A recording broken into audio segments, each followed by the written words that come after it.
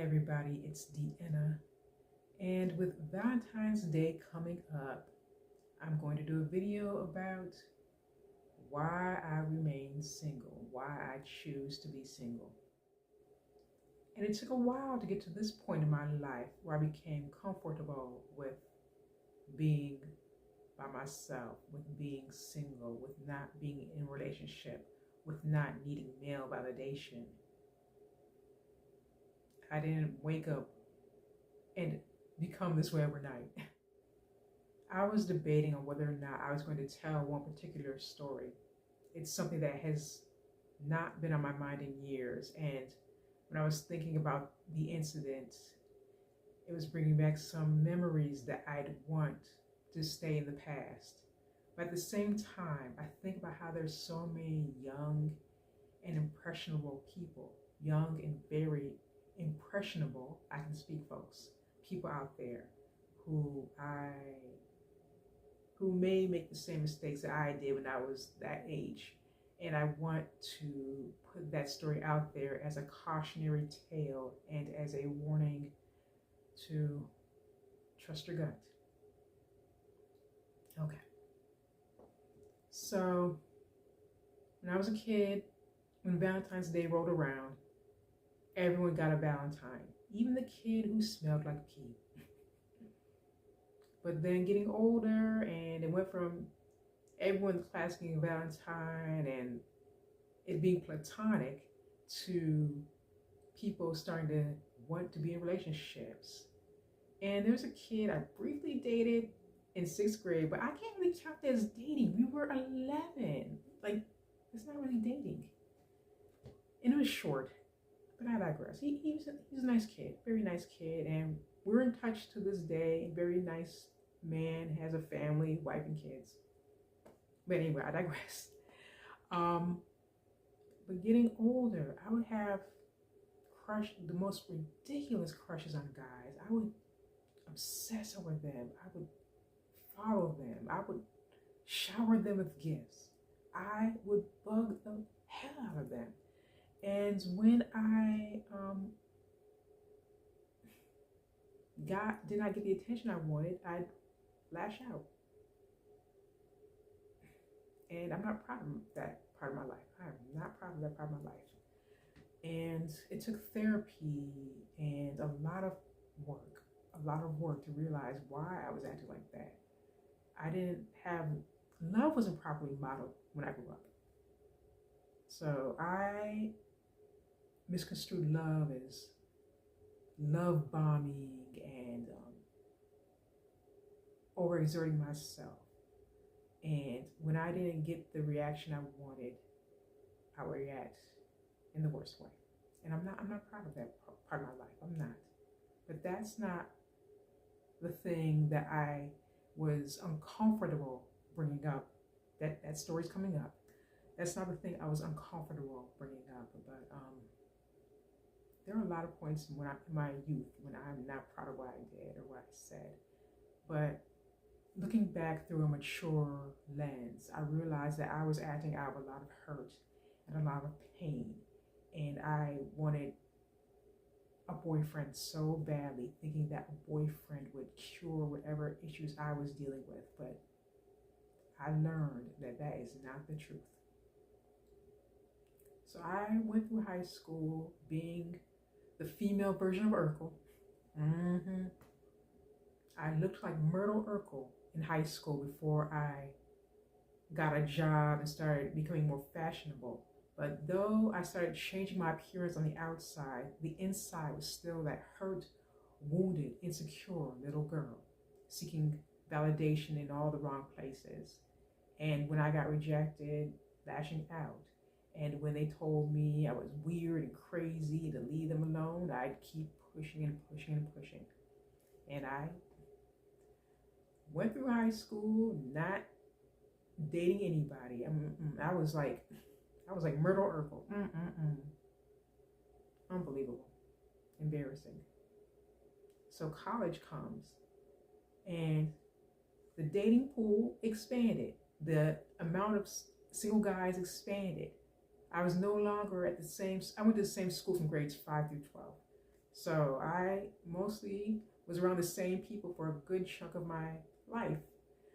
And Buffalo's a small city, but turning 18, going to college, though I stayed in Buffalo for college, and going out to the club on Friday and Saturday. Yeah, homebody me. Now I'd rather stay in on Friday and Saturday. My club days have long ended. I still like being up late, but I like being home by a certain time. And I still love listening to music. I listen to the music of my youth, and I go back in time. Mm-mm-mm.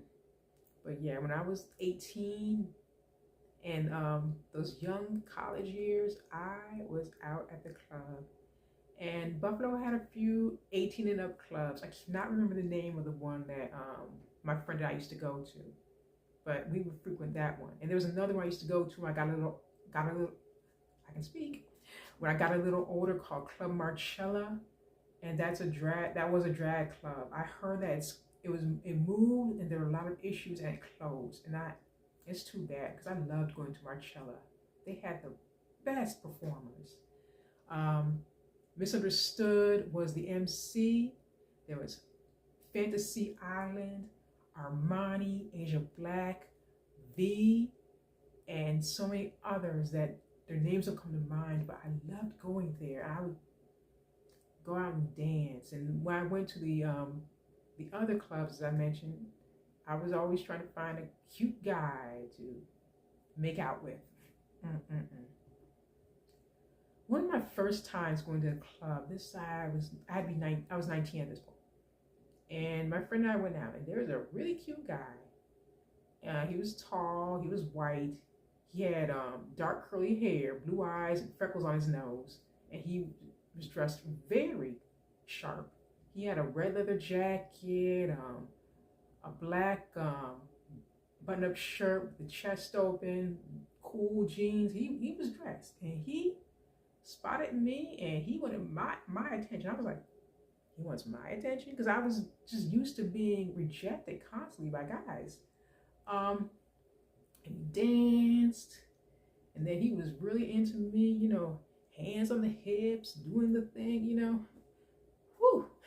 And at the end, he leaned over and he kissed me, tongue and mouth and everything. My first kiss. And I was caught, surprised, but I was into it.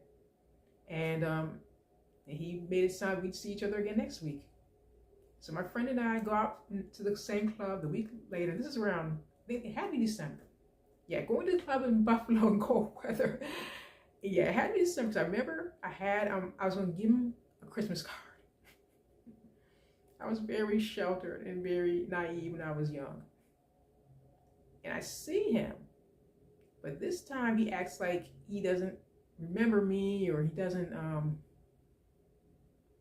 want to talk to me. And I gave him the card. He's like, yeah, thanks. And he puts it away.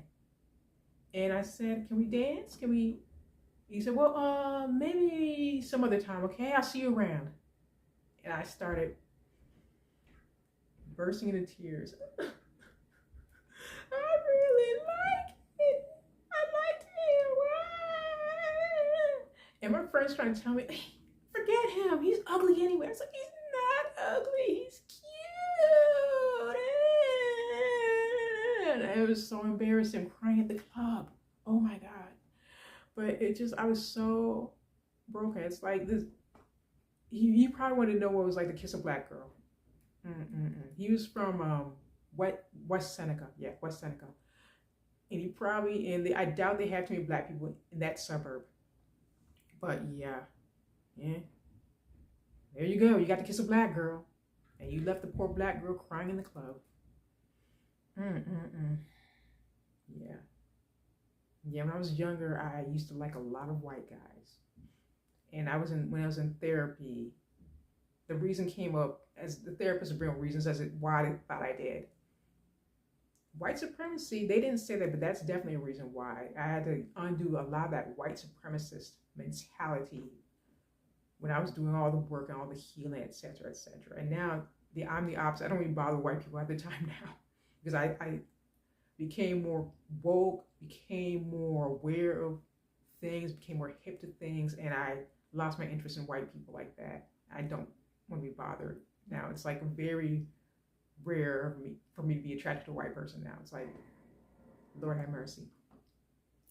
But then my friend and I would keep going to the club, and then I stopped trying to like find a boyfriend at the club. I would have fun, make out with different guys, but there was no relationship happening. My friend would, date different guys, but nope, still me. I'm still single.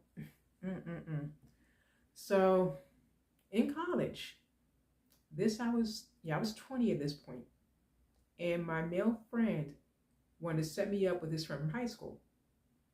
And he described him as a poet and a jazz musician. He played sax, and the guy sounded so appealing and so interesting. I'm in my head, I'm imagining, and this is a white guy. Yeah, I know. And I'm imagining him. He's got that swagger. He's got that flavor. He's got a leather jacket. He's got a little soul patch. There's a plane flying by, but I'm going to keep talking anyway.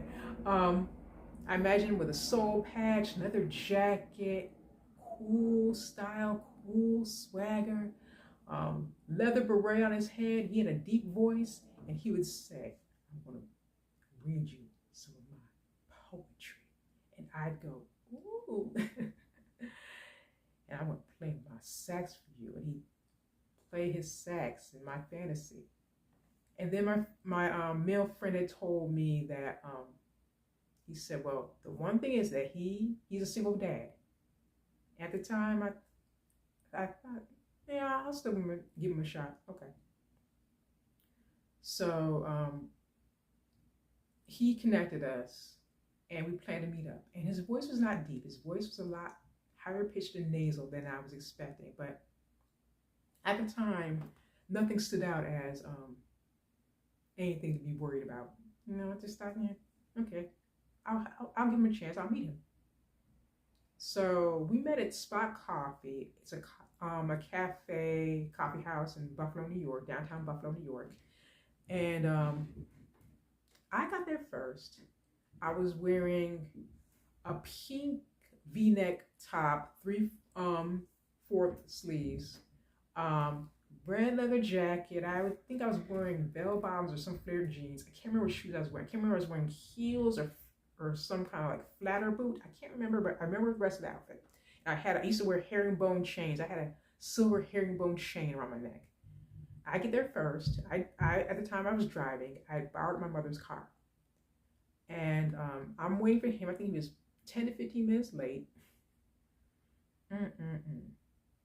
And then I see him. I see a black Jeep stop at, I think Spot Coffee was Delaware and Chippewa. I'm going to look and correct myself if I am wrong. I do remember Delaware Avenue. But I'm going to have to look because I've been out of Buffalo for over 20 years, and my memory about Buffalo, things, specifics like that, shaky. But anyway, so the Jeep stops at the intersection because Spot Coffee had these big windows, and I could see from where I was sitting. And out comes the guy who fit the description of who I was waiting for, and he horse galloped across the street. Can't see my legs because my legs are out of the shot, but imagine my legs are coming up really high, and he would look like this. Oh my God. Hope people downstairs don't have any issues with me just doing that. But anyway, I thought that was strange. And he comes in and I said, I'm going to make up a name for him. I am going to call him Richie Cunningham after Ron Howard's Happy Days character, because that's how this guy dressed. And look at this guy up close. He was not, 20-year-old me was really into the fact that there's a guy going on a date with me. And I was really dreamy and romantic about the whole thing. But this guy was not attractive. He was tall, pale, dressed like a nerd. He wore a blue denim-like button-up shirt tucked into these really skinny khakis, which showed, another plane is flying by, but I have to keep it moving, folks. This really skinny pair of khakis, which showed the non-existence of his butt. It's like his back ended and his legs began. I like guys who have muscle on them, pecs, abs, hairy chest. This guy, nah, he was not it in that physical sense. And I remember saying, "Hi, are you Richie?" "Yeah, who wants to know?" "It's me, Deanna." Oh, hi, how are you doing? How you doing? And then he sits down, he says, I like your look. It's very college. It's going to be interesting switching between my voice and imitating his voice. Ooh, it's going to be interesting, folks. But anyway, so we sit down. And I remember I ordered either a peppermint mocha or a hot cocoa and one of those big chocolate chip cookies. I don't remember what he got. And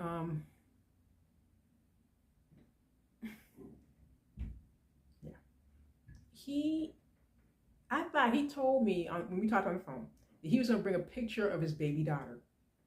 Instead, he pulled out a photo, an old photo of some white newborn.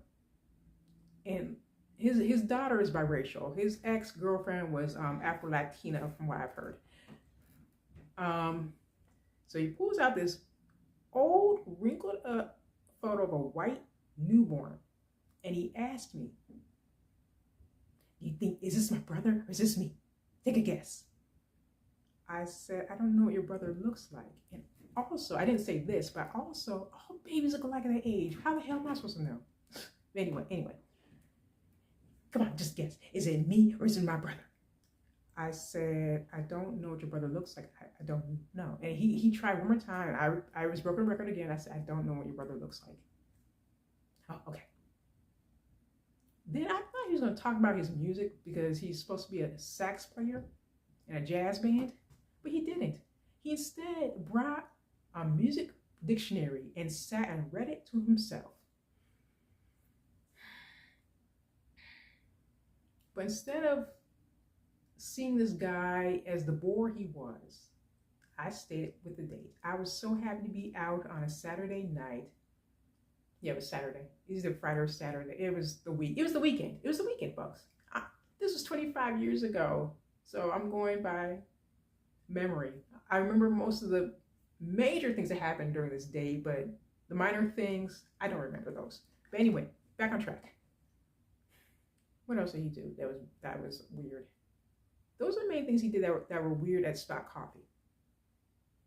Then we were going to go bowling next, and I was the one driving, as I mentioned. I used to drive a lot when I lived in Buffalo. Now I don't drive much living in the DC area. Last time I was behind the wheel of a car, I think 7 years ago. Oh God, that's a long time ago. I digress. So I was in a very narrow parking space. I needed to back out, and I brought Michael Jackson's Bad to play on cassette. That's how long ago this was, folks. On cassette. Because he told me he likes Prince and Michael Jackson. So I had the tape in and had it playing, but I needed to get out of this narrow parking space, back out of it. So I turned it down temporarily so I could concentrate. And I told him that. I said, I turned it down for a quick second, but once I'm out on the road, I'll turn it back up again. Not even 5 seconds later, he turns the volume back up and he says, "I like Prince and Michael Jackson." But I kept on the date. I just remember what happened. Another thing he did spot. He also pulled out his mother's ID, her college ID. I don't know if she's a student or faculty or staff.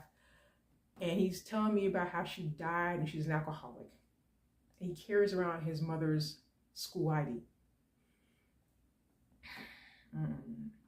And he was talking of just things that one doesn't say on a date. One sells themselves on a date. They don't talk about all the negative things happening in their life. But I kept on the date. And I drove us to the bowling alley. And I'm not a good bowler. I like bowling, but I'm not a good bowler. So when I hit a pin, oh my God, I hit a pin, oh my God, oh my God. I hit a pin, I didn't hit the gutter for once. Yes, good job. But him, he was a good bowler. That's one thing I can compliment him on. And anytime he rolled a strike, he rolled a good amount of strikes. Anytime he rolled a strike, he would do this. And then he'd walk really stiffly.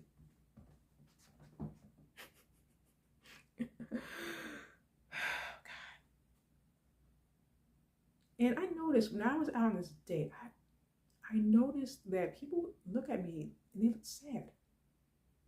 They looked sad for me because I was just too insecure to realize that this guy was a joke. And people were just saying, you're just talking about he's socially awkward, he doesn't dress well. But there were other things that made him really,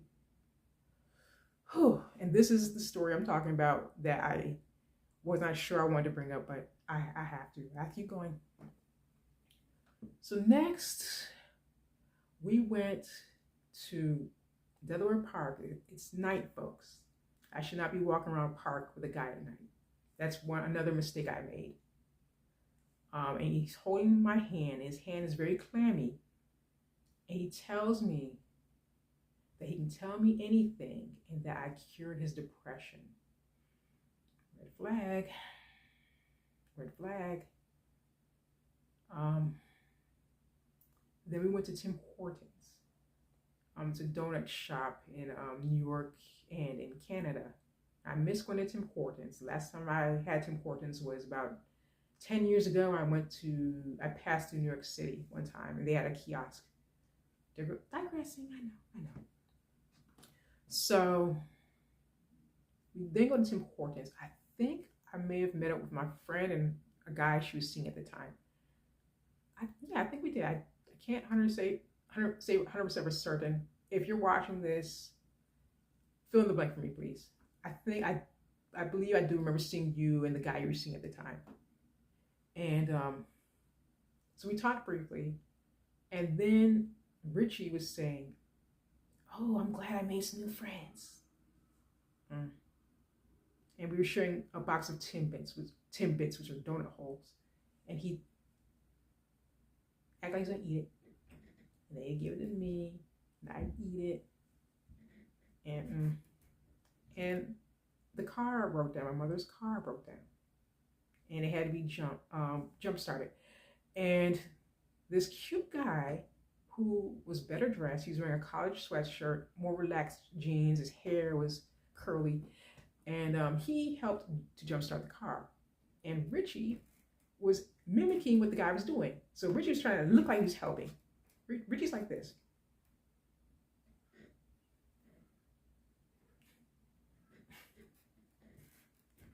Then after we jump started the car, we drove it back to my place. Another thing I did, which I'm not proud of. At the time, I had my own apartment. It was my first apartment, and I felt like an adult living on my own. I was so excited. And Richie, I bring Richie in, and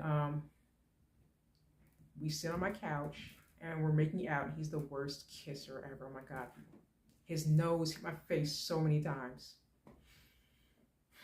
And he was only the second guy I kissed, but even I knew that that was not a good kiss. And another thing, it didn't taste like he brushed his teeth. From afar, Richie looked very groomed, but up close, I could see that he didn't have the best hygiene. And he smelled like a combination of chalk and unwashed ass. Breathe in, breathe out. Yeah, Richie was, and when he used my bathroom, he hummed. So I'd hear. And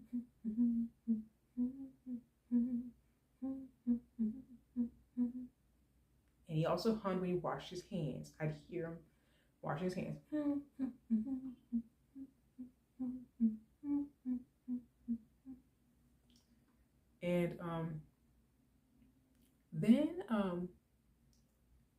Richie, when he comes out, he randomly tells me that he had a dream about a dog and that he, these are his words, folks, humped it.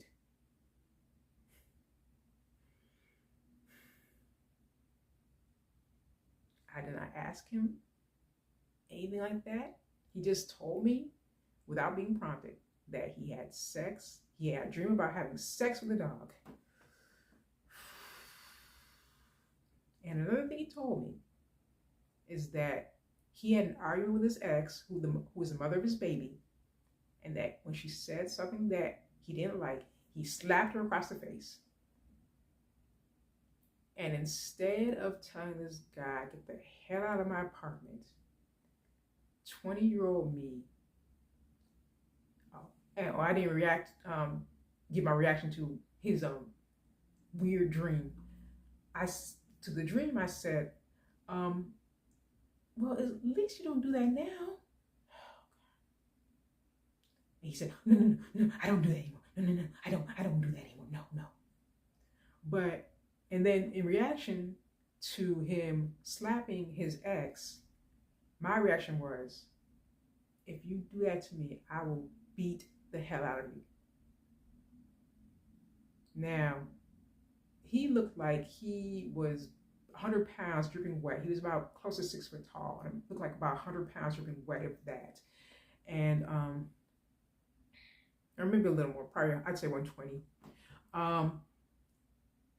And he said, no, I wouldn't do that. I promise I won't hit you. I won't hit you.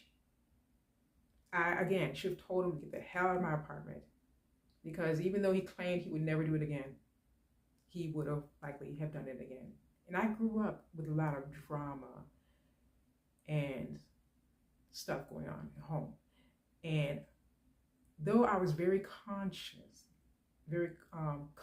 of this stuff and saying how I would never put myself in that kind of relationship, even though I said I would beat the mess out of him, I chose to let him stay.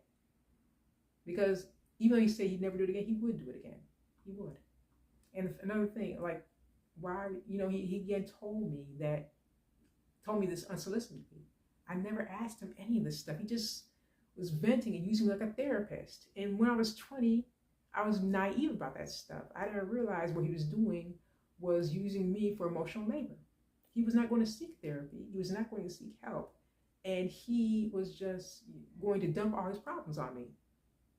And I'm more aware of that stuff now. Like I mentioned in one of my previous videos, how my boss told me on my first day of how she just got a divorce. What am I supposed to do with that? Lord have mercy. But he's telling me all these weird things, and like he told me he doesn't talk to his siblings.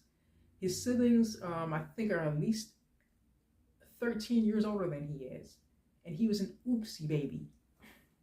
He doesn't talk to his father. That'll come up in a moment, folks. And I mentioned he told me his mother was an alcoholic and she died. All, like, nothing appealing or interesting about him at all. Everything that should have made me go, this guy is not for me. He's not for anybody. He's, goodness gracious. So after we finished making out my couch, me surviving getting my nose bumped into by his nose, I took him back to where he lived. He lived, I think, Kenmore at the time. And the car broke down in Kenmore. So he called a ride, and we left the car in Kenmore, and he called a ride, and he called his father, the father he supposedly does not talk to. And the Jeep that I saw him being dropped off in was a Jeep that came to get us. So his father had dropped him off to the date at Spot Coffee. You don't talk to your father, but he's driving you around? So, because it's a Jeep, I had to sit on his bony lap, and his father is driving. And because I assumed that he didn't talk to his father, and the father says, so how's school going for you so far? And it's quiet because I assumed he was talking to his son. So I'm thinking, you don't talk. I'm guessing you're catching up. And the guy, Richie, was a year and a half younger than Richie's a year and a half younger than me. So I assumed he was talking because his son just started college. He was a freshman. I was a junior. And so it was quiet. Then the father says, I'm talking to you, young lady. Okay, Dad, excuse me.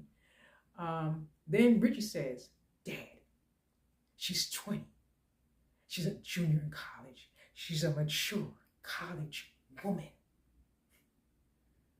Oh, Lord have mercy. But I answered the man anyway. I said, oh, school's going okay for me. You know, it's fine. I'm a double major in journalism and theater. So he drops me back off home.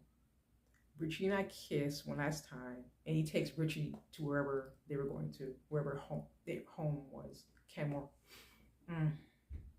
But I was so, even though these red flags, I was so happy to have gone on that date. I was on cloud 9. I was so glad that this guy was into me, even though he was so wrong for me in so many ways, and he was not physically attractive. He was he was like the combination of a chalk and a rat.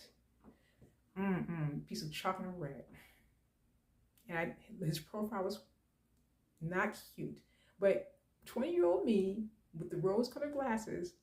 Oh, you're so handsome. You look like a male Sandra Bullock. Oh, Lord have mercy. I laugh, but my younger self was just so naive and so broken, so broken. So a few days later, Richie sends me a letter and a poem in the mail. And the poem was just a laundry list of what we did on the date. It was the worst poem I had read. And it rhymed in some parts. I can't remember all the lines, but I remember the opening lines. We met at Spot Coffee. They say it's the best spot in town. Oh my God. And in the letter, he was going on about how I cured him of his depression. He can smile now. And then, at the end of the day, I forgot to mention, he said, oh, I love having you as my girlfriend. Yeah, after one date, he's calling me his girlfriend. And I said, oh, so that's how we are now. Yeah, you cured me of my depression, and I love you. And he said another thing. He said he loved me. But in the letter he sent, he did the unspeakable, the unthinkable. He put that extra A in the middle of my name. How the hell are you going to say you love me when you don't even know how to spell my name? My goodness. How can you say you love me when you don't know how to spell my name?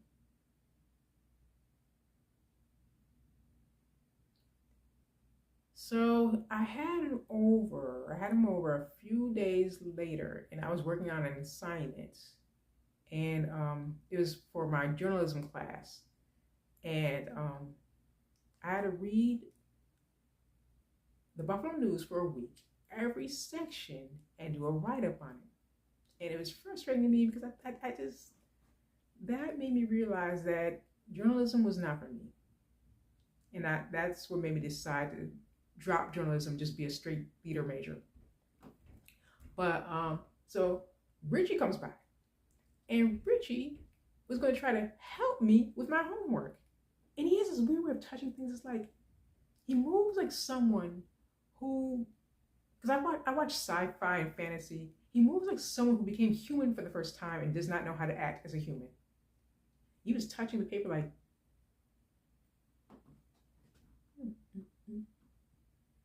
and he was trying to help me. I said, and he's trying to read it. I said, Richie, put it down. You don't know what you're doing.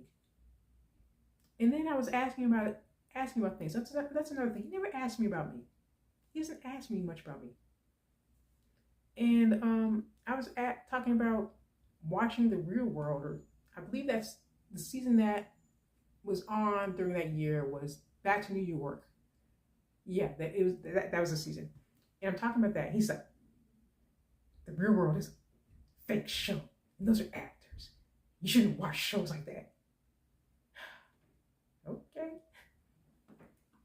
And then I found myself trying to make him more hip. When he visited me, he was wearing a bulky turtleneck with a pair of black skinny jeans. And the turtleneck was tucked into the jeans. And, oh my God. When he tried to take the turtleneck off so it can just be in his t-shirt, he got tangled up in it. Like he was like he was in a straight jacket and trying to get out of the straight jacket. And both his shirts came up briefly. And I saw his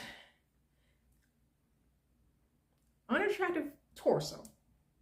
He had little pink inverted nipples. And he had 6 chest hairs. And his back was covered in these big old blotches of acne. Whew. Now, people are going to say, beauty's only skin deep, Deanna. Yes, I know that. But usually if someone doesn't have the most attractive physical features, they have a personality that makes up for that. And his personality was repugnant. It was horrible. And there's just nothing attractive about him. Nothing. Oh, and then he tried to show me his boxing moves. Let me move this back a little in case okay. So then he tried to show me his boxing moves. And because he said he got bullied in school, so he took boxing classes. But he was jumping in place and doing this. Right front door. Sticking out his tongue. Just. And I'm looking, even though I hadn't taken martial arts at that time yet, I knew that he was telegraphing. Him staying in the same place makes him an easy target. If you're playing against someone dirty, they could have easily taken his tongue and did something with that. Like when he keeps his arm extended, he could easily be grabbed.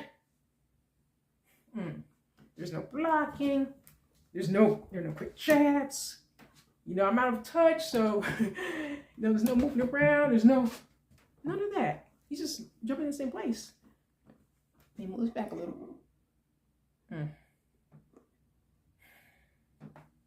Yeah. But then, I wanted to change him. I wanted him to dress more cool. No more shirts tucked into too tight pants. I wanted his hair and his face a little more. I wanted him to be open to trying things. All he was interested in was Prince and Michael Jackson and jazz. He didn't watch TV. He didn't go to the movies. He didn't read. He just didn't do much. I don't think he traveled much out of Buffalo either. I mean, at 18, I don't expect that, but I just didn't think he had any worldliness to him or any curiosity about anything.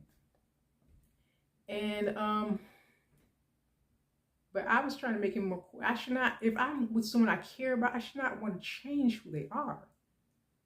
And like I was saying, physical attractiveness, there are people who don't, may be physically flawed. I mean, I've got my physical flaws too. I've got acne scars, I've got keloids, I've got stretch marks, I've got chin hairs coming in now. So I'm not perfect, far from it. And I know people, there are people who may not have the best teeth, but their smile exudes so much warmth, and that makes them have a beautiful smile. Not the amount of teeth they have, but the warmth of their smile. There are things that make up for the physical flaw, perceived physical flaws that people have. This guy had nothing. So I was trying to change his physical appearance. He wanted to change who I was as well. I want you to dress more conservatively, and I don't want you going to the club anymore. But I like going to the club. No. Girls like you shouldn't go to the club. He wanted me to, I was dressed conservatively that day because I was going to work. I'm not going to dress like I go to the club to go to work. And I want you to wear your hair in a bun. I had my hair back in a clip, but only because I wanted it out of my face that day. And I wore my glasses because I didn't want to wear my contacts that day. But he was happy. He just wanted me to stay at home and dress covered up. So he takes me to head towards work. I don't think he did not take me to work. So at least I didn't tell him where I worked. You know, that's a plus for me, plus for 20-year-old me. And I'm holding his clammy hand. I'm seeing all these attractive, confident guys. And I'm thinking, why am I with this guy? And then one day he had called me. Ring, ring, ring. Hello.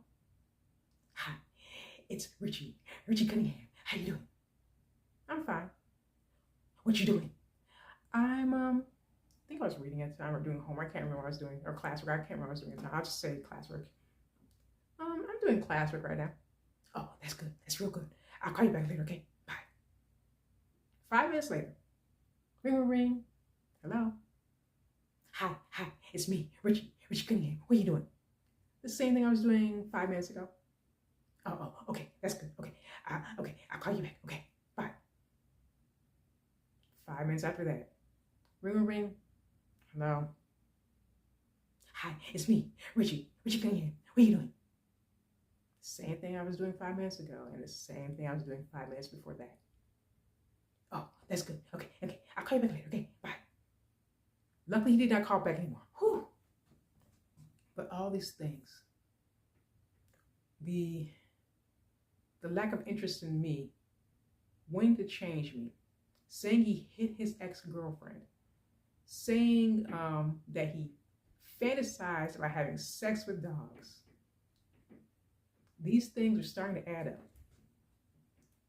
up. But the last time we were in the same presence together, my mother had come to get her car.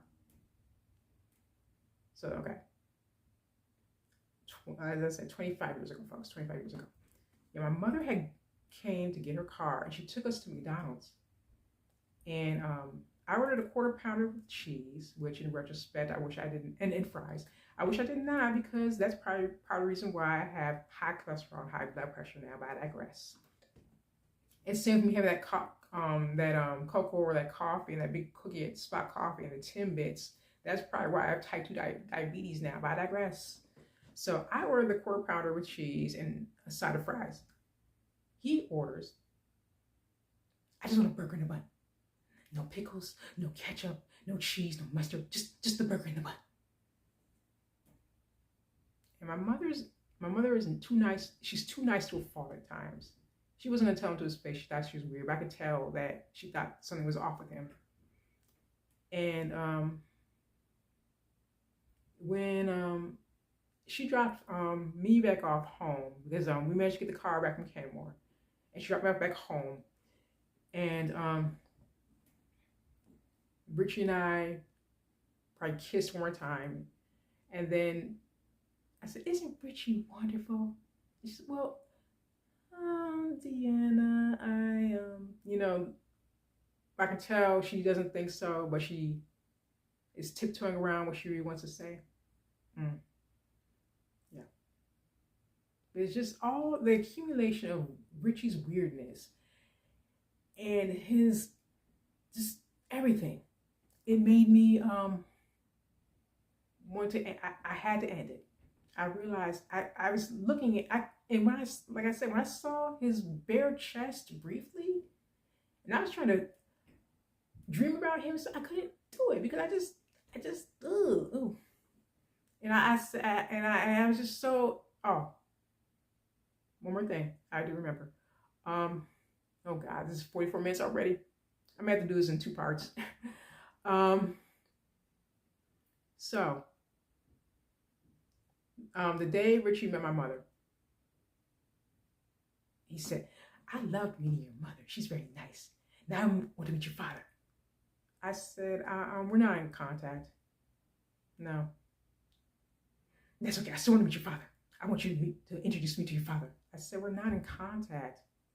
He said, well, I still want to meet your father. That kind of stuff. So the accumulation of all of Richie's weirdness and his lack of real interest in me, except to be his therapist, I knew I had to end things. So I called Richie, but I did not go about it the right way. I yelled at him. You're not normal. There's something wrong with you. You called me 3 times in a 15-minute period. You wanted me to change how I dress. You told me you didn't want me going to the club. You told me you hit your ex-girlfriend. And you told me you fantasized about having sex with dogs. And all these other things just coming out. And the biggest blow. You're a loser, Richie. Well, you're not so hot yourself. And let me tell you something about yourself. First of all, click. I hung up before you could. And surprisingly, he did not call back.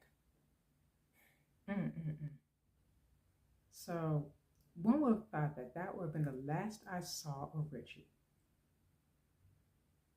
Not living in Buffalo.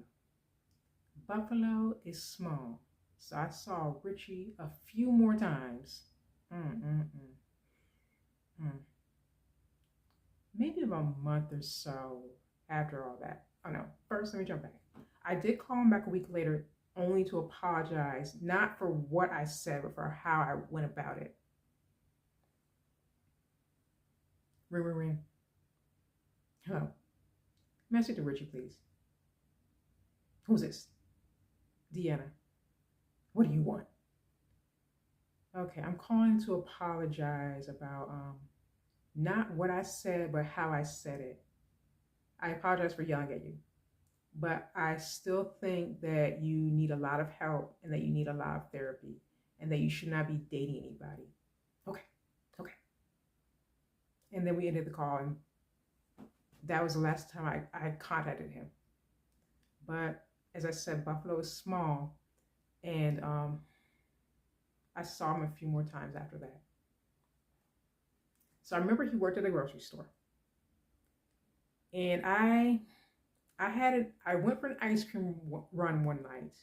It was 11 o'clock at night, and I had to have Perry's Bittersweet Sinphony, not symphony, sin, Sinphony, a pun. It was coffee ice cream with big fudge chunks. As I said, this is why I have type 2 diabetes now, but I digress. And I had to have this ice cream. And though I knew that Richie worked at that store, I said, it's 11 o'clock. He's not going to be there. Guess who's at the frozen aisle? And he looked at me like he was staring a hole through me. And I grabbed the ice cream, got rang up, and got the hell out of there.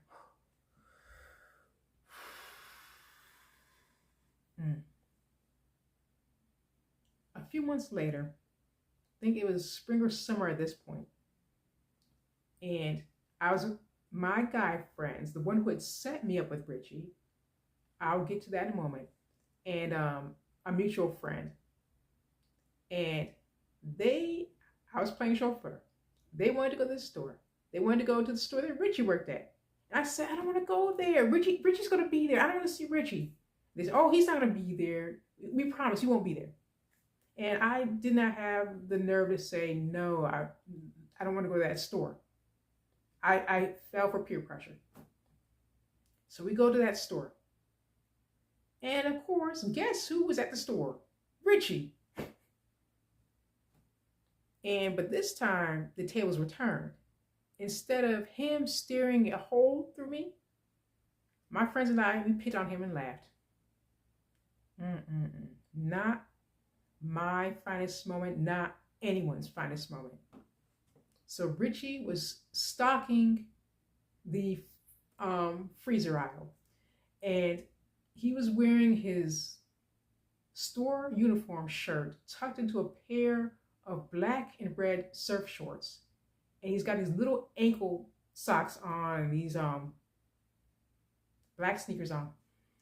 And my friends and I were pointing and laughing. And I said, see, that's why I didn't want to come here. I told you he'd be here. He lives here. He pays rent here.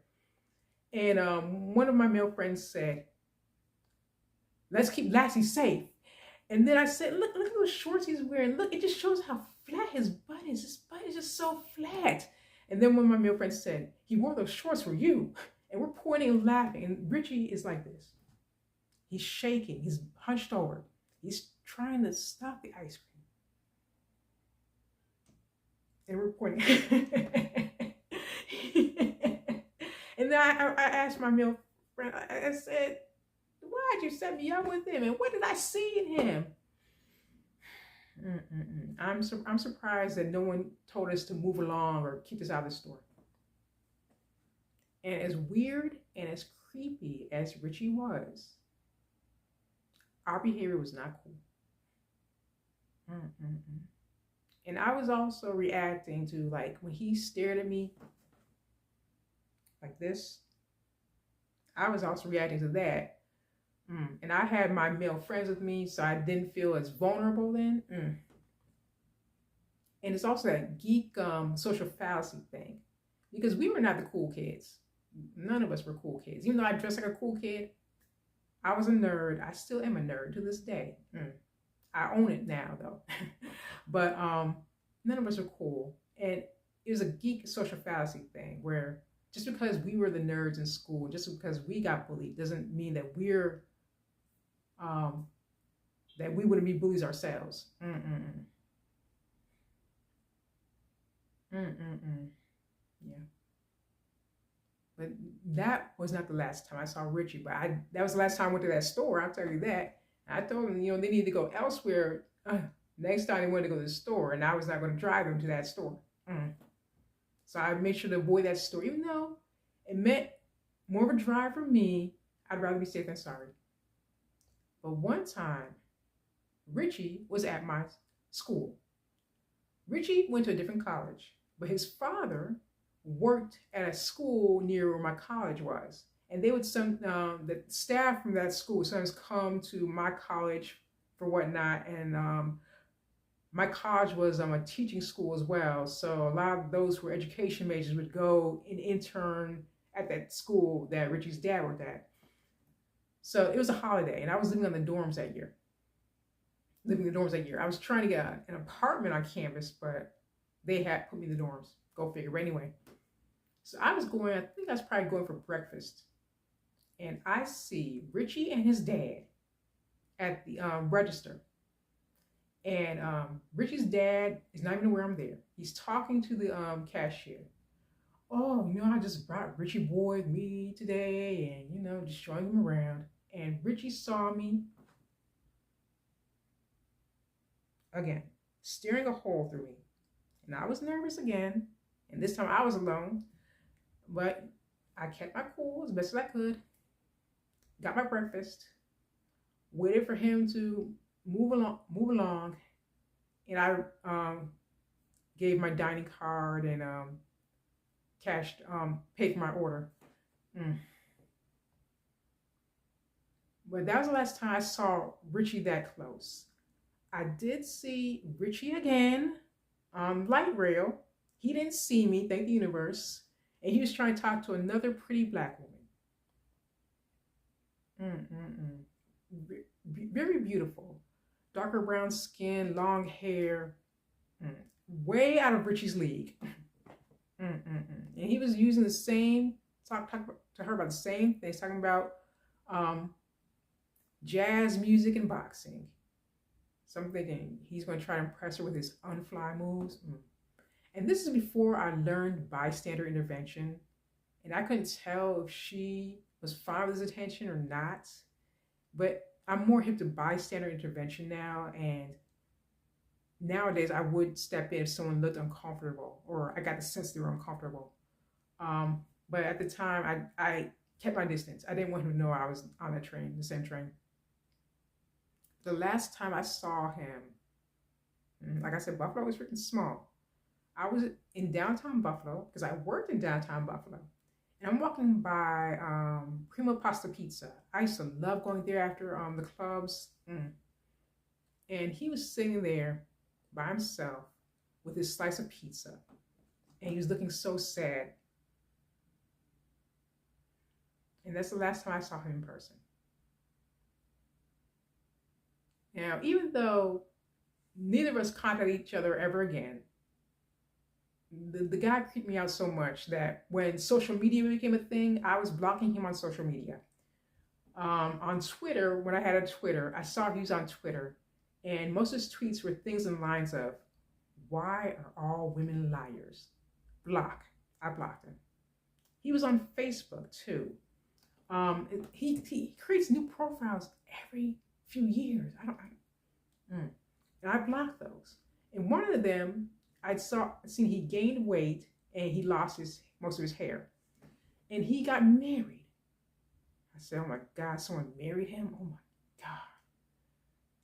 And he had that same look in his wedding photos that were public. I was telling a friend about this, and she said, "Well, there's a lid for every pot."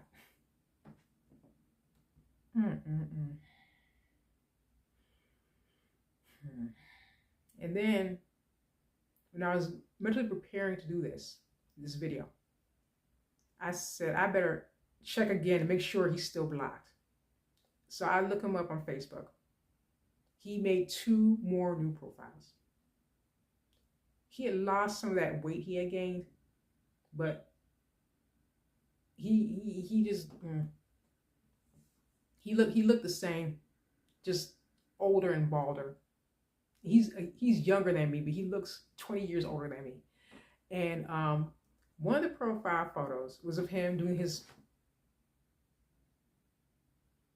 looking very creepy, and his nose was full of boogers. And that profile only had 1 friend. Blocked. The other profile, he was smiling, which creeped me out even more. And his teeth looked like they were covered in a layer of plaque. And that profile had more friends. But the thing that really creeped me out was that we were in the same Facebook group, and I never realized it. The same Buffalo Nostalgia group. And I also saw that he's in another relationship. I don't think he ever did the work to heal. I don't think he ever will. He's probably going to keep going, dating or marrying or having kids with woman after woman after woman, and he's going to keep scaring them away. But I was so creeped out that we were in the same Facebook group. Now, granted, it's a large group, thousands of members, so the likelihood of us bumping each other on the same post is rare. But I still, like I said, I blocked it. And I felt my body was shaking because I hadn't thought about this guy in years, but it's just all the memories of it came back. And I was so worried that I had a feeling that he would be on Dateline, that he would end up on Dateline with Keith Morrison reporting. And because I seriously thought he would become a serial killer. And this is why I was debating on whether or not I should bring up this story. Because he just, like, bring up his memory. It gives him the heebie-jeebies. Oh, God. Whew. I need to dust myself off. Now, I know, I mean, the chance of him trying to reach out to me again is probably 0 to none. He probably won't. But I'm still cautious. I'm still paranoid. I'm still cautious. And that's it's a good reason why I left Buffalo, because had I stayed in Buffalo, I likely would have kept running into him and seeing him when I was out and about, because Buffalo is small. And even though he lived in the suburbs, he would be in downtown Buffalo. I lived near downtown Buffalo. I worked in downtown Buffalo. I don't know what reason he had to be in downtown Buffalo. He lived in the suburbs. And his college was nowhere near there. But other than me going to the store once, chance again the second time because I listened to my fool friends, and didn't listen to my gut. But other than that, I avoided where he was.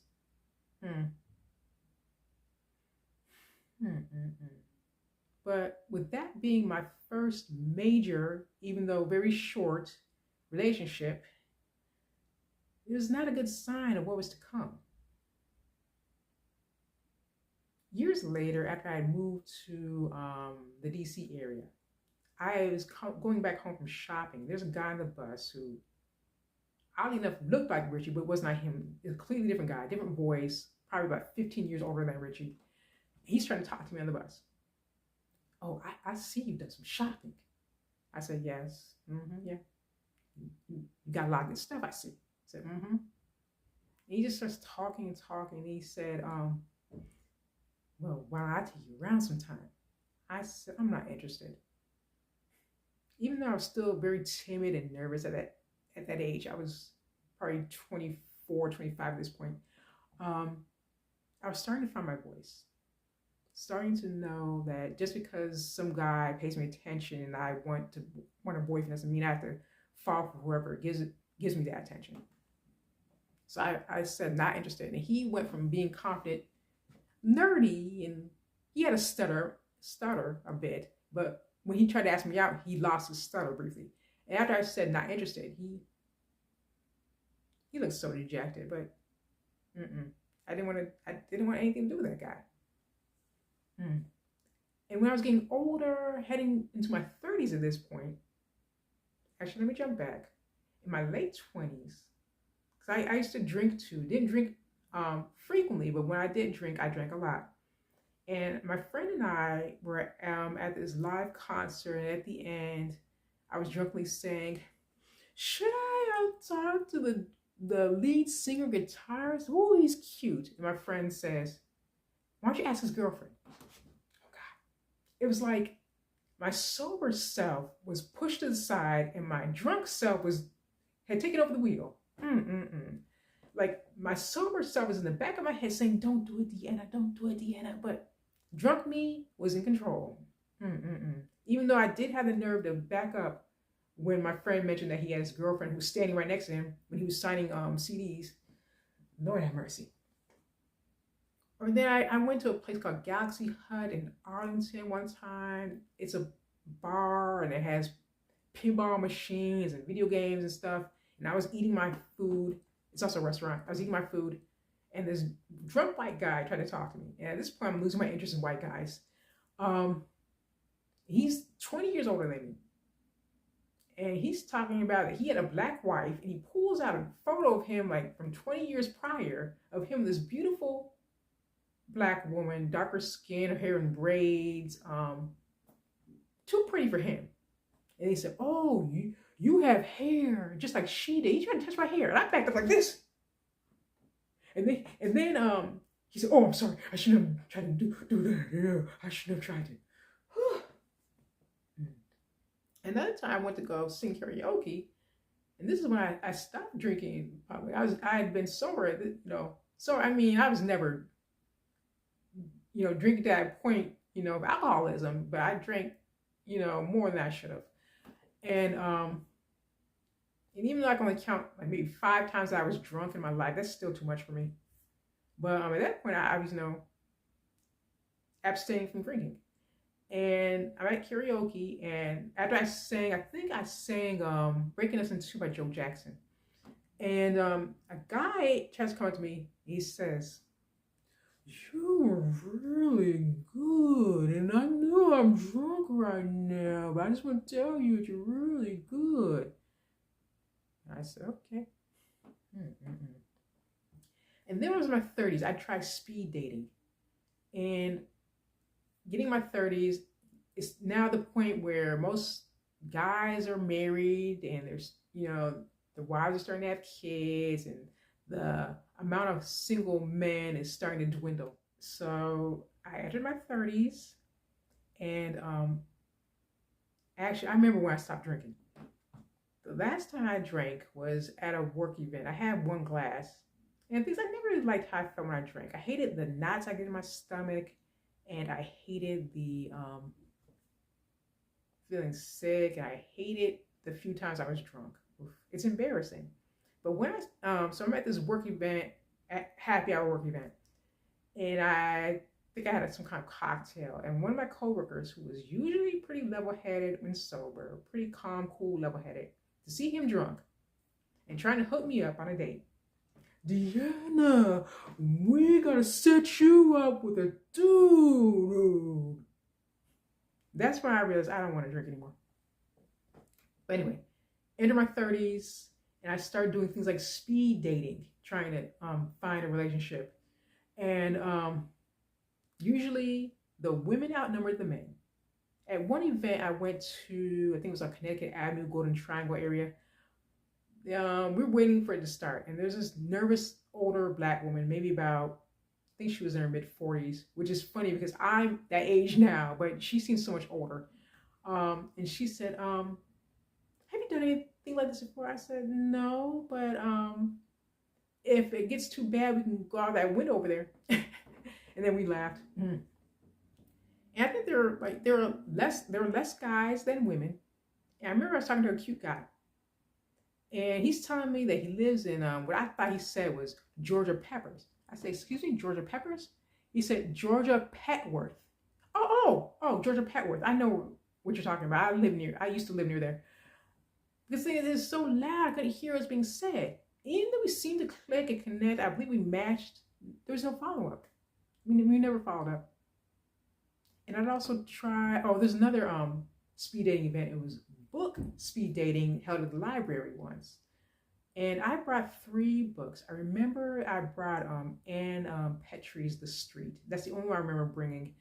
I believe the second book I brought was a children's picture book because I used that to talk about how I at the time was volunteering in a program that we read to kids who were living in shelters, and we would do an activity related to the book at the end.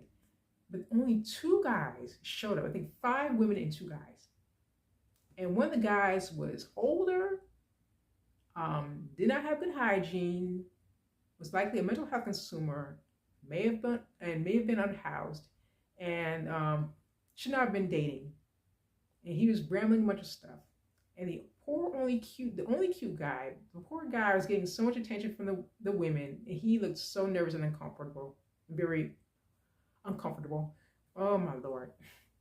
And then the librarian or the library staff person who was hosting it realized that no dates are going to come from this. And she said, "Well, let's call this a speed book friend dating." A friending. Huh.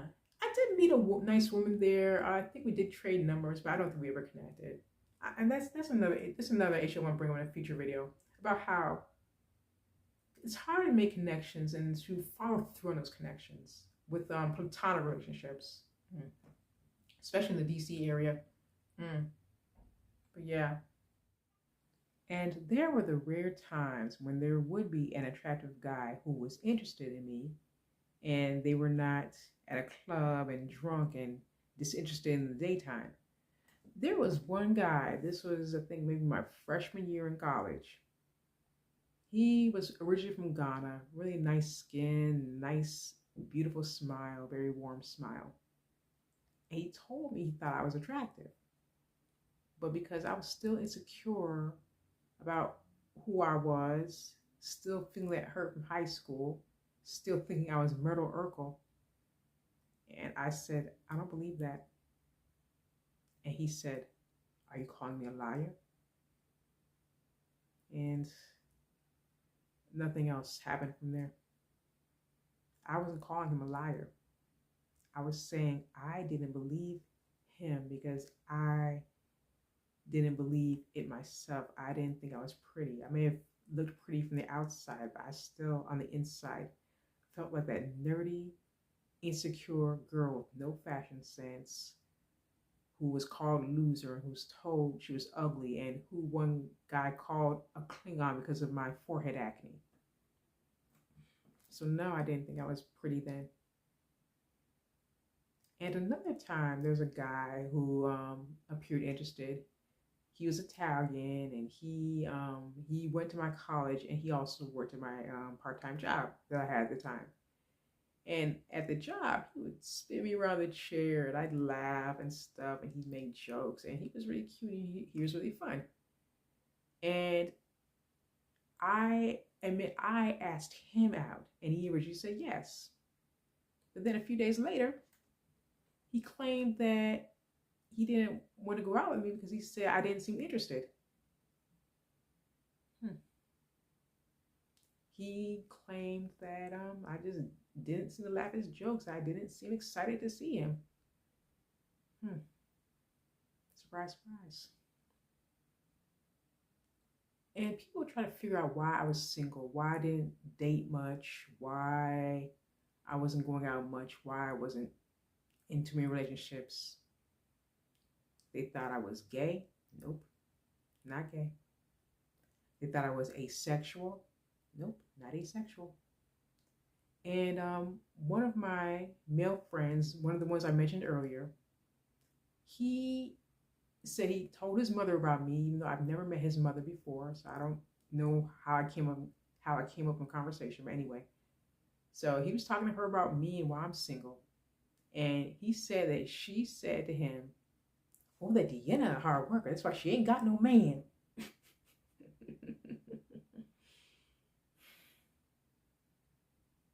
Lord have mercy. Mm-mm-mm. And when I was younger and really boy crazy, and I keep getting rejected by guys, whatnot, I sometimes, my family got tired of. I'd always vent to people about it. My family got tired of hearing about it. My friends would sometimes get tired of hearing about it. Now I get the ones who are really religious and would say, "Oh, God will find you a man. Pray on it." Mm-mm-mm. But I kept wondering why it seemed like I repulsed the guys who were cute and attractive, and I kept attracting the ones who were repulsive to me. And I never got that. I never understood that, and I never understood that. And it did take a toll on my psyche for a while until I realized that I didn't need that male validation. But it took some time for me to get to that point. I was starting to realize that I was not going to ever find the one. And and also another thing, I was still having a lot of crushes. I'd have crushes on celebrities, actors, musicians, fictional characters. They'd be too old for me or too young for me. They'd be gay. Oh my God. I kept falling for the wrong guys and crushing on the wrong guys. And I kept doing the love bombing things. I would like make them gifts and make them baked goods and stuff and doing all this stuff and getting angry when didn't really care, didn't reciprocate. I stayed all night baking this. God, I deserve more than just a lukewarm thanks. And I was in therapy about this because I made contact with a relative I stopped contacting. And I realized that how wrong that was. And I stopped contacting that relative again. And that relative said that he wanted to get me a car. And I said, I don't want a car. Why not? I said, I don't want a car. I don't need a car. You don't want to get for me? And then I had that realization. That that's what I was doing to all the guys I was crushing on, scaring them off, coming off aggressive, and demanding something that they never asked for. So I talked about that to my therapist. When I realized that that's what I was doing, and that's why I started to back off. People who care about me, they don't need gifts from me. They don't need all that excessive attention from me. If they care about me, I don't need to go bend over backwards like that. I don't need to do that to myself.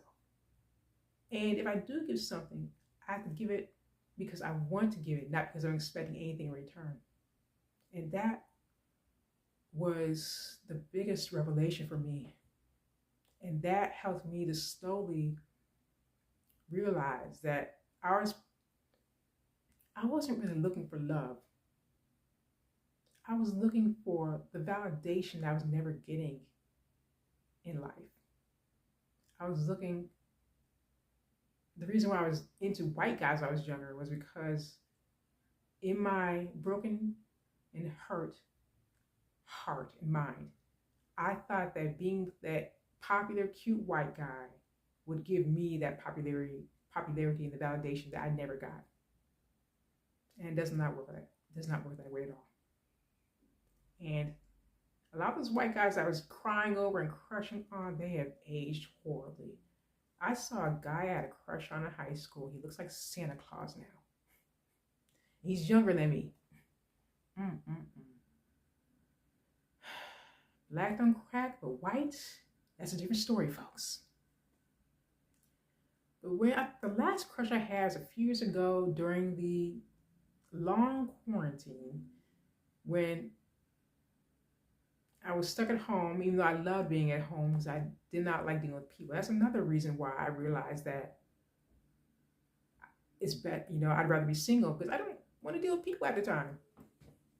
And if I'm in a relationship, I'd have to deal with that person's family. I mean, I got the young lady that was 20 on that, when Richie's dad was driving us because I didn't realize that he wasn't talking to Richie, he was talking to me. I mean, I have to deal with that mess too if I, date somebody, I have to deal with their family. And another thing is I'm getting older. I turned 45 this year. And the single men, the amount of single men that don't have kids, it's dwindling. It's very low. And I know good and well that I don't want to be someone's stepmother. I don't want to be one's step grandmother because there are men my age who are grandparents now, surprisingly. I don't want that. And I know good and well that I have to be single. I don't want to compromise on that because I don't want to deal with anyone's kids. I don't want my own kids. I don't want to deal with anyone else's kids. And as I said, one family is enough. I don't want to deal with anyone else's family. But once I got over that last crush I had, oh my God, very young actor, up and coming actor, just too young for me. He's in his 20s. He's in his 20s, people, but still too young regardless. And the fact that most of his fans were teenagers, that's why I realized, okay, I have to get over this guy because I'm like, I don't want to be around deal with a bunch of teenagers and they're like silliness. Yeah. But that's when I realized, before I get to that point, I was also getting attention from a lot of street harassers. And that did a number on me too, because I'm thinking if guys who are named Le Rufus, L''Rufus, it's French, are the only ones talking to me, what is wrong with me? Walking down the street, a bunch of old men dressed like teenagers in big hoodies and sagging jeans, but they were old enough to witness Methuselah's birth. I'm walking down the street. Girl, I'm in your room. Damn, he's fine as a motherfucker. And I'm... Or the one who yelled at me, I had my second set of dreads at the time. This is my third, I believe, set. And I'm walking down the street, and this guy's yelling at me from across the street. Lisa Bonet, girl, I love you on Cosby Show. Lisa Bonet, can I get your autograph, please? I love you as a niece. Lisa Bonet. I'm embarrassed. And people wonder why I have headphones on at the time, even if I'm not necessarily listening to anything in them. And I found myself now, when I was younger, oh my God, I used to be so afraid of getting that type of attention. I still don't want it. I don't get it as much anymore. I don't think it's because I'm older, because people think I'm younger than I am. I think it's because I live in an area where I don't deal with that too much. It's just how it is now. I mean, sometimes I do. I sometimes get it in Spanish. I'll get some guy with a thick accent saying, "Hey, mami," and I'll say, "Déjame en paz. Leave me alone." Lord have mercy. Or like, I'll deal with a guy, girl, can I ask you a question? You just did. Go to hell, bitch. I'll say something sarcastic like, yeah, I live in hell, I'm used to it. And they don't know what to do with that because they didn't expect some weird answer like that. I live in hell, I'm used to it. Lord have mercy. But yeah. But yeah, when I got over that last crush I had, oh my God, the actor I had a crush on, and I felt clear-headed. I felt free. I felt like I no longer had to. I felt that the reason why I kept having these weird crushes was because I felt that I was trying to see if I was still capable of loving and still capable of having feelings. Mm. And then I had that realization when my head was clearer that I did not have to seek the kind of attention anymore. I didn't have to seek male validation. And I did not need it anymore. And I did not want it. And as I said, I can do bad for myself. And to quote the Aaliyah Sheffield song, I don't want people in my house. I don't even want my family coming over at the time. Like, even if I live somewhere nicer, I would not. I don't want to deal with people. They know I love them. I just don't want to deal with anybody. I become more of a loner. I'm very introverted. I keep to myself.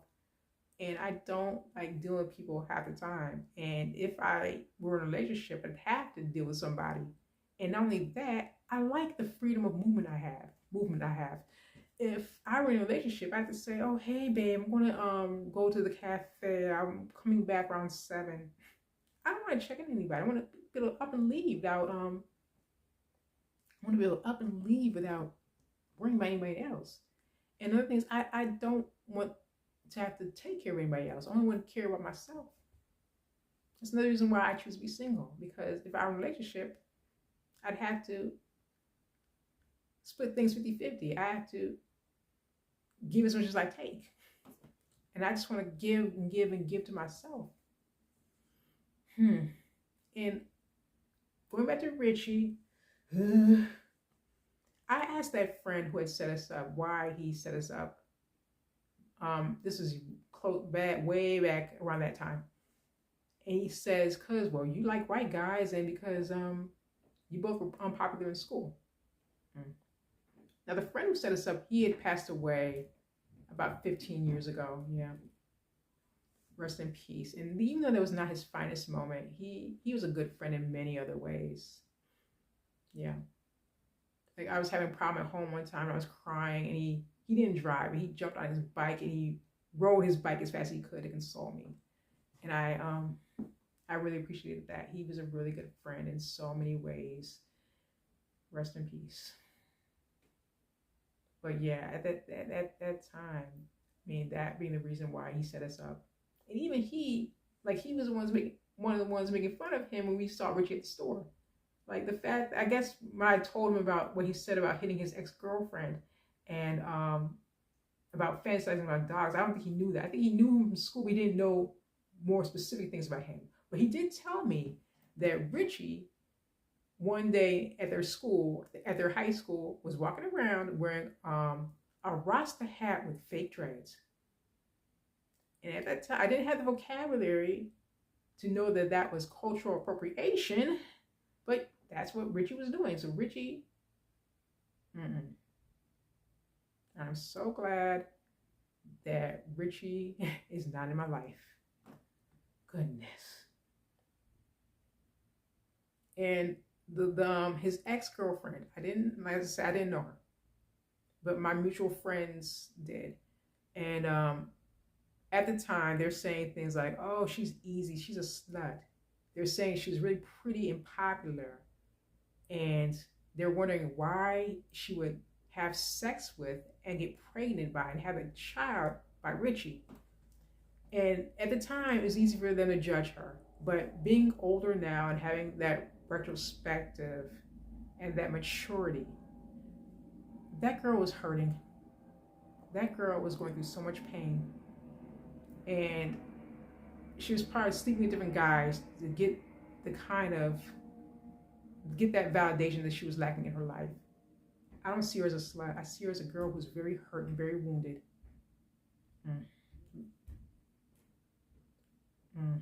Yeah.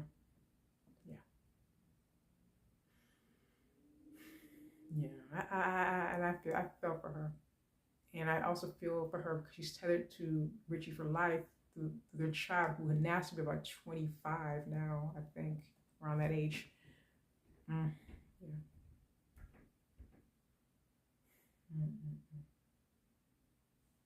But yeah, that's another reason why I'm glad I'm not in a relationship. I don't want to feel tethered to anybody, and I'm definitely glad I'm child free, because if I weren't and I had kids, I would definitely be tethered for life. Lordy, even if I left the relationship, if I had kids, I'd be tethered to those kids, to a raggedy man. And I see a lot of the ways that men are acting now. They're expecting their wives to clean up after them. They're expecting their wives to do all the caregiving. They're expecting their wives to take care of the kids. And they don't lift a finger. And there are women going on social media sharing stories about dealing with their husbands not cleaning up themselves, and they're laughing off like, oh, he's just how he is, you know, and like the ways they try to convince their marriage, trick their husbands into doing more. No one should have to do that. It should be an equal amount of labor, caregiving, taking care of the kids, making sure dinner is cooked. It should be equal. It should not be on one person.